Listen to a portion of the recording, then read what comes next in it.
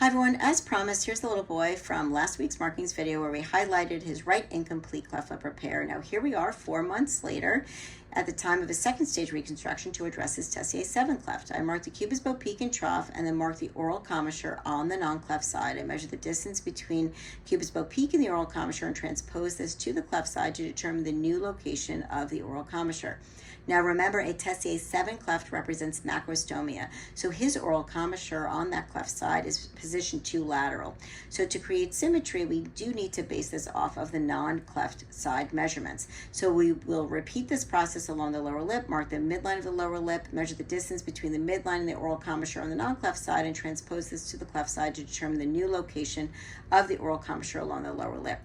I'll mark the entirety of the red line along the upper lip and lower lip, and upon further inspection, I noted that my initial midline marking along the lower lip wasn't accurate. So I repositioned the midline marking a couple of millimeters closer to the non-cleft side. So I remeasured the distance between the midline and the oral commissure on the non-cleft side to remark the oral commissure along the lower lip. Now I extend the incision markings 5 millimeters medial to the oral commissure marking along the upper lip for the mucosal flap insertion.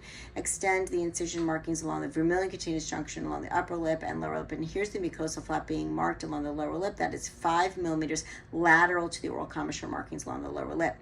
Here's a triangular wedge excision along the buccal mucosa to represent the dog ear excision at the time of closure.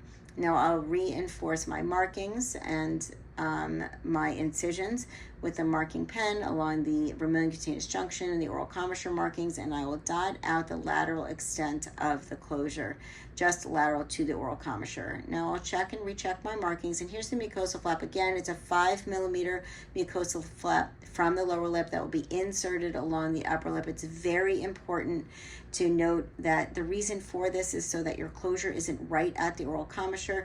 The mucosal flap will wrap around the oral commissure and insert onto the upper lip. This will give you a more natural appearing oral commissure.